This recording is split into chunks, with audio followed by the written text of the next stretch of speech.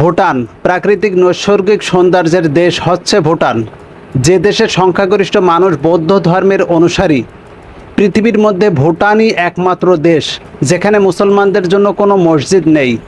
দেশটিতে মসজিদ নির্মাণ সম্পূর্ণরূপে নিষিদ্ধ, এমনকি মুসলমানদের প্রকাশ্যে নামাজ আদায় করাও দেশের আইনে দণ্ডনীয় অপরাধ। এত বাধা থাকা সত্ত্বেও ভুটানে দ্রুত বাড়ছে ইসলাম গ্রহণকারী মুসলমানদের সংখ্যা। 2010 সালে এক হিসাব অনুযায়ী ভুটানের ইসলাম ধর্ম অবলম্বী জনগোষ্ঠীর সংখ্যা প্রায় 7,000। 2030 সালের মধ্যে যা আরও 29% বাড়বে বলে ধারণা করা হচ্ছে।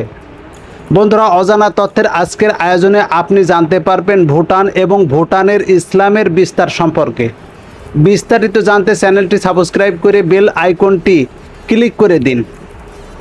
বাংলাদেশে বসে ভুটানের নাম জানে না এমন লোক খুব কমই আছে, কারণ বাংলাদেশকে প্রথম স্বাধীন দেশ হিসেবে স্বীকৃতি দান করেছিল ভুটান। সার্কভুক্ত দেশ হওয়ার কারণে বাংলাদেশি নাগরিকদের জন্য ভুটান ভ্রমণের ভিসার প্রয়োজন হয় না। ভুটানের পার্বত্য ভূপ্রকৃতি সুইজারল্যান্ডের মতো বলে দেশটিকে অনেক সময় এশিয়ার সুইজারল্যান্ডেও রাখা হয়।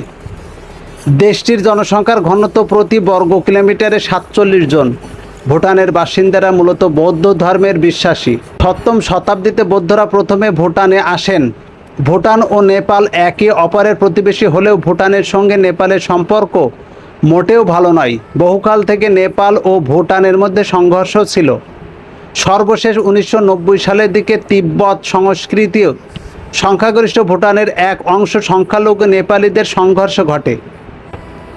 এরপরে ভুটানের নিরাপত্তা বাহিনী সংখ্যালঘু নেপালি ভাষা হিন্দুদের ওপর দমনপীড়ন শুরু করে, যার ফলে প্রায় 1,07,000 নেপালি হিন্দু ভুটান থেকে ঘরবাড়ি ছেড়ে পালিয়ে নেপালের শরণার্থী ক্যাম্পে আশ্রয় নেয়। পরবর্তীতে এই বিপুল সংখ্যক নেপালি ভাষার নাগরিকত্ব অস্বীকার করে ভুটান সরকার, যার ফলে দুদেশের সম্পর্কের মারাত্মক অবনতি হয়। তবে বর্তমানে দুদেশের সম্পর্ক ধীরে ধীরে উন্নতি হচ্ছে। বিশ্বের প্রতিটি দেশে মুসলমানদের জন্য মসজিদ ও ইসলামী সংস্থা স্থাপনের অনুমতি থাকলেও ভুটানে কোনো মসজিদ নেই। গ্যারেজ ও বড় বড় দোকানে ভুটানের মুসলমানেরা জুম্মার নামাজ আদায় করে, সেখানে প্রকাশ্যে জামাতে নামাজ আদায় করার অনুমতি নেই। স্থানীয় মুসলমানরা এ ব্যাপারে ভুটানে অবস্থানরত মুসলিম রাষ্ট্রদূত বৃন্দের মাধ্যমে আলোচনা করার চেষ্টা করলেও কোনো ফল হয় না। তাদের ধারণা ভুটানে মসজিদ নির্মাণের সুযোগ দিলে তা সেন্টারে পরিণত হবে এবং তা ভুটানের মাঝে ইসলাম প্রচারে ব্যাপক অবদান রাখবে। এ ভয়ে ভুটান সরকার সেখানে মসজিদ নির্মাণের অনুমতি দেয় না। তবে দিন দিন মুসলমানদের সংখ্যা বৃদ্ধি পাওয়ায় মসজিদ নির্মাণের দাবি জোরালো হচ্ছে। মসজিদ নির্মাণে বাধা থাকলেও ভুটানে অগণিত মন্দির। খ্রিস্টানদের জন্য ভুটানের রাজধানী থিম্পুতে শুধু 9টি চার্চ রয়েছে। অসংখ্য ভুটানের নারী ভারত থেকে আগত মুসলমানদের বিয়ে করার মাধ্যমে ধর্মান্তরিত হয়ে মুসলিম হচ্ছে। ভুটানের মোট আয়তনের 72% বনভূমি রয়েছে। ভুটানবাসী প্রচুর গাছ লাগাতে পছন্দ করে।